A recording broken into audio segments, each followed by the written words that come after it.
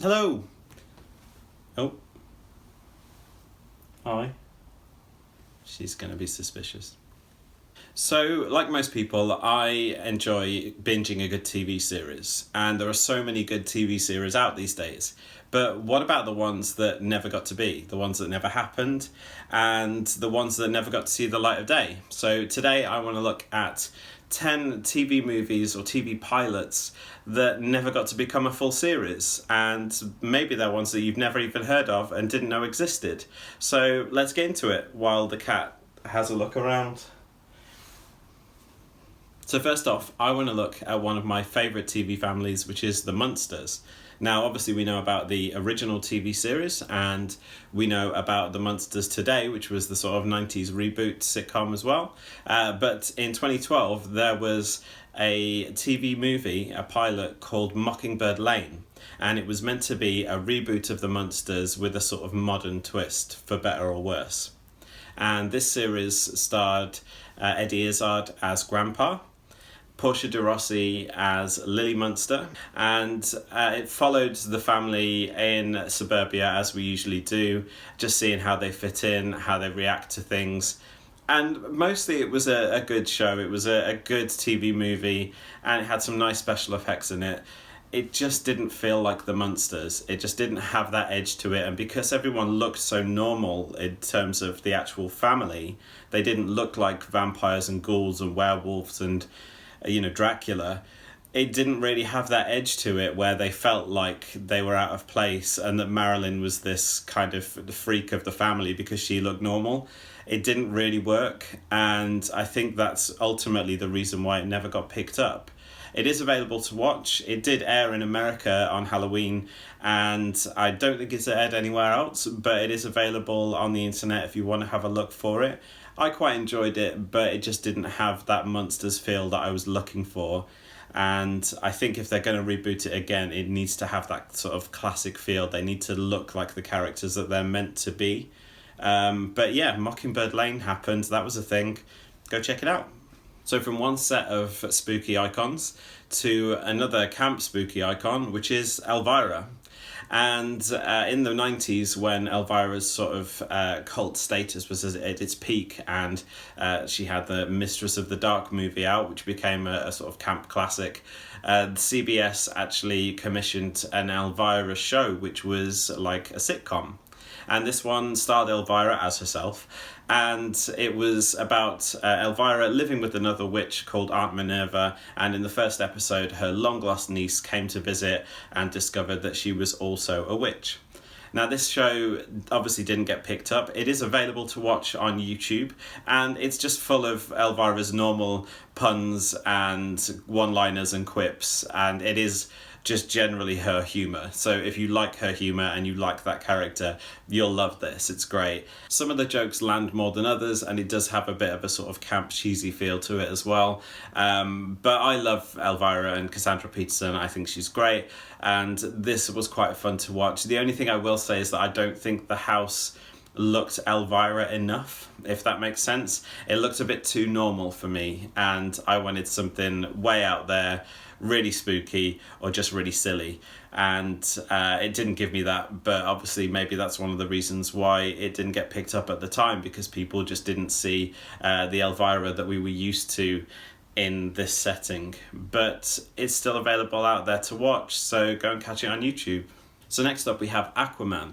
This is all the way back from 2007, and this one stars Justin Hartley as Aquaman. Now, at the time he was playing Green Arrow on Smallville, and they had their own Aquaman, but he didn't make it to have his own series, which is quite strange. So they chose Justin Hartley instead.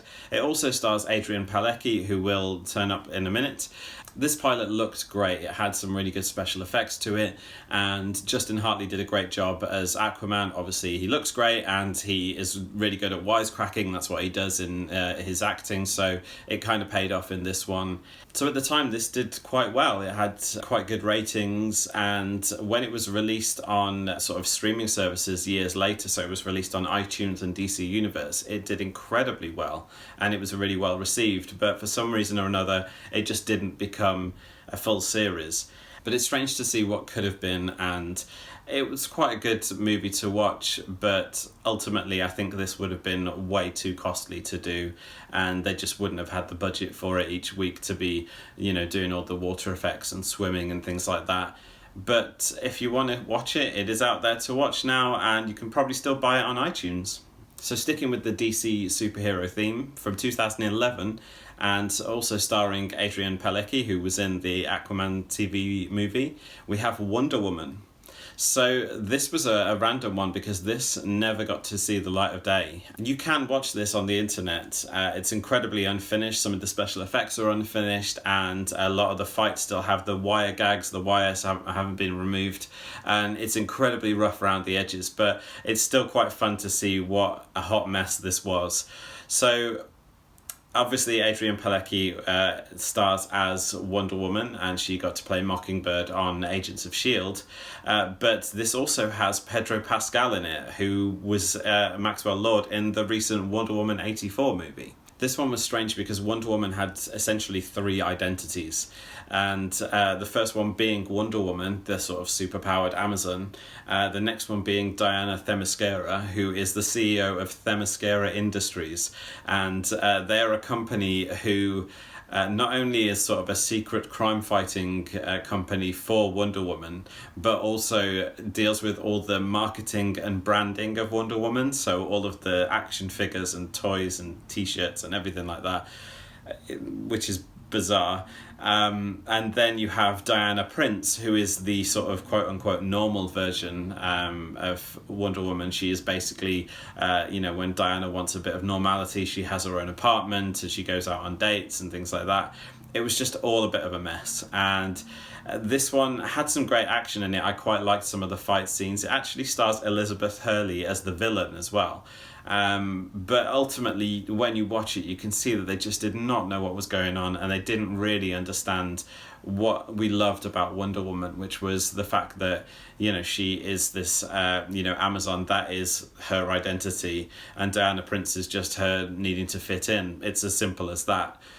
We didn't need all the sort of corporate stuff. It didn't really make sense.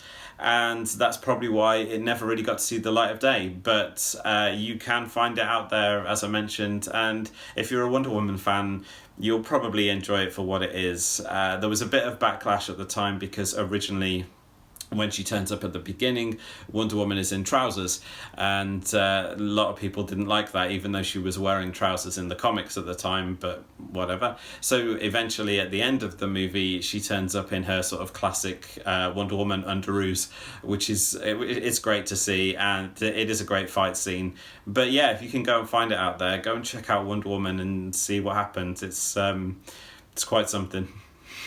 So next up, we have Carrie. Now, we all know that there's the original Carrie movie that is based on the Stephen King novel, and that one stars Sissy Spacek. And then we had The Rage Carrie 2, which was in the 90s, and that was a sequel, and I love that movie. And then we have the more up-to-date one with Chloe Grace Moretz, but this one is from 2002, and this was a sort of retelling of Carrie, and it was meant to be a sort of backdoor pilot to a TV series. This one stars Angela Bettis as Carrie, who does an amazing job in this as well. It also has Catherine Isabel from Ginger Snaps and American Mary in it, and I love her, so I was very happy to see her in this. It does have some great performances, and this one is the one that's probably the closest to the book out of all of the versions of Carrie. For a TV movie, this one has some great special effects in it, and as I mentioned, it had some great performances. Oh. Hi. You gonna lie down?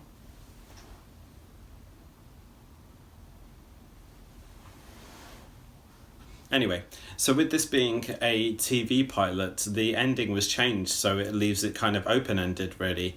And this story is actually retold as like a sort of police interview about the sort of events that happen on prom night in Carrie. So it was quite a nice way of sort of, retelling it and giving it a sort of fresh take on the actual movie. I really enjoyed this one, and it is available to buy. You can buy it digitally and on DVD and Blu-ray. It's probably available in most places as well. It does pop up on Netflix from time to time, so it's worth checking out if you do see it on there.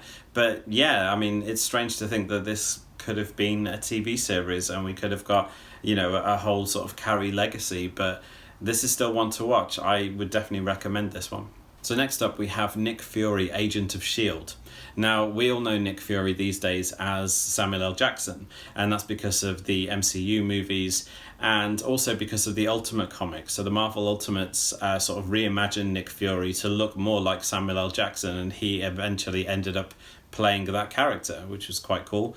But the original Nick Fury was an old white guy with an eye patch, and he looks a little bit like this.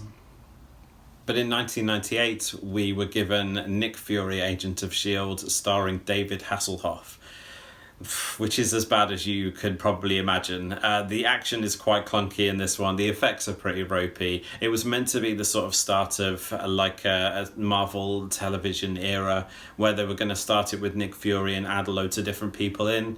But the TV movie was just not very well received and really not very well done either. As usual, it stars, Nick Fury going up against Hydra and the Von Struckers. And it was a kind of weird version of Hydra as well, so it didn't really work as well as it does in the sort of newer MCU movies. I'd say if you can track this down, it is available on DVD and digitally, I think, most places. It's one to watch even if you're a Marvel fan and you haven't seen it before, or you just want something to have a laugh at that is going to be a little bit naff.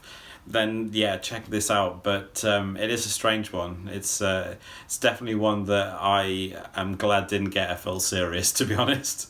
So sticking with Marvel Comics, we have the very first live-action X-Men movie, and that is called Generation X. So for anyone who doesn't know, in the 90s, there was a spin-off of the X-Men comics called Generation X, and this was a new generation of X-Men, these teenagers that were being trained up as the next generation, but in secret. And I loved this comic. It was incredible. It had really nice sort of interpersonal relationships between all the characters, so it was a bit more sort of teen drama kind of thing in the comics. And it just had some really nice stories and lovely character moments. So it's probably one of my favourite sort of X-Men teams. So it did quite well, and eventually they commissioned a TV pilot for it. And this one was in 1996, and it aired on TV to mixed reactions. The strange thing about this one is that I think the directors thought that anything that was sort of a comic book movie needed to be super bright and colourful and have like weird camera angles to try and make it more comic book. It just didn't work. It just looked really strange and a bit forced, but it had a really good cast. It had some nice performances. Unfortunately, it had a whitewash Jubilee in there as well. So they replaced two of the main characters in Generation X for characters that were a little bit more special effects friendly, but these characters weren't particularly original and they didn't really add too much to the story. Mostly all the fans were there for the ones that they were reading about. This one's a bit of a strange one because it aired in America on the Fox network, but in the UK we had it on VHS to rent. It was available on video, and the version that we got was slightly more explicit, I guess, in the way that a lot of the characters curse. There was a lot more swearing in it for some reason. So whenever Americans watch our version, they always think, wow, I don't remember it being this harsh, but it's still quite fun. I still quite enjoyed this movie. I loved it at the time, and even though watching it now, it's a bit cringy in places, I still quite like it just because I like the comics, and this one is a version of those comics. But yeah, it would have been nice to have seen what they would have done with the whole series, especially because at the very end of the TV movie we get to see what one of their costumes would have looked like in the series, which is kind of close to the ones that they had in the comics. So yeah, this is technically the first X-Men live action movie, and it's available on YouTube, so you can watch it in full if you want to, so go check it out. So sticking with the comic book theme, we have probably the oldest and the most random TV pilot on this list, and that is The Adventures of Super Pup. So this one is from 1958, and this kind of reimagines the Superman characters as animals. So you either have people in costumes or you have puppets. The main characters are obviously Superman and his alter ego Bark Bent. I kid you not. And Lois Lane is now Pamela Poodle. Now, the cool thing about this one is that it was created obviously as a kids' TV series, but it was utilising the sets and some of the crew of the original George Reeves Superman series. So as that was coming to a close, they wanted to reuse all the sets, I guess, and lots of the props and things like that for this TV series. But I think when it was shown to the executives or just a test audience, it just didn't really go down very well, probably because some of the animals just looked terrifying.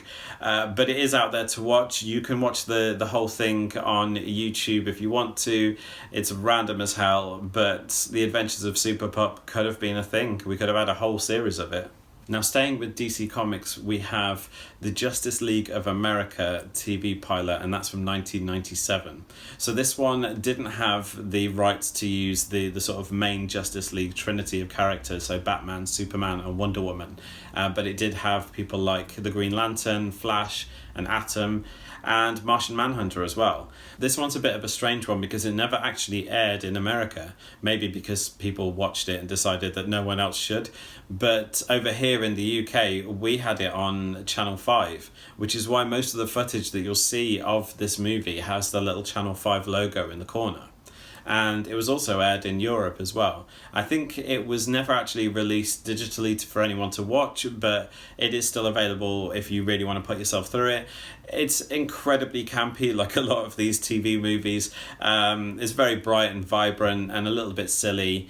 I do think it's a bit of a shame that this one never got to see the light of day, just because it's quite nice and colourful. It would have made a good TV series for kids. It's got that sort of... Okay, rude. It's got that sort of Power Rangers vibe to it, and it does have a sort of potential to be a good way to get kids into DC Comics by seeing them in live action. So yeah, I mean, it is available to watch on the internet if you want to put yourself through it, and also it's available pirated at most conventions as well. So if you are a comic book geek and you want to go to a convention, you will probably find a version of this out there. So before our final pick, I want to hear from you. So have you seen any of these? Have you heard of them? Did you know they existed? Let me know in the comments. Also, let me know if there are any TV pilots that I haven't mentioned that you think should have been on this list. Any that are really random that never should see the light of day, or ones that you just wish had become a TV series. And if you like this video, obviously give a thumbs up and do all the lovely YouTube things. Subscribe to the channel because it helps me out, and it also means that you get to see the next video that I make as well. And yeah, if you've got any suggestions for other lists that you think I should cover, pop those in the comments too. But let's get to our last one. So last but not least, this is the TV pilot that I wish became a series, and it never happened, but this is from 2002, and this is Buffy the Vampire Slayer, the animated series.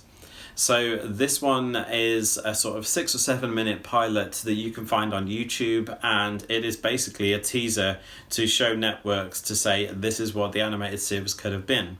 It stars all of the Buffy cast members from the TV series apart from Sarah Michelle Gellar.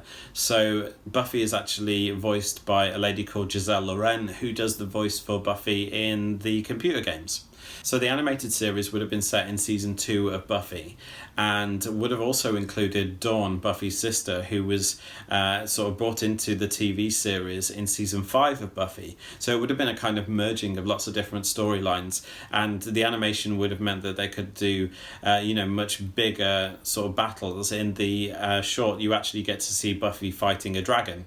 So you could do all these crazy things that you just couldn't do in a TV series for budget reasons. Now, they pitched this, as I mentioned, to several networks. They also had 6 scripts to go with this as well. But obviously those scripts were never actually turned into episodes.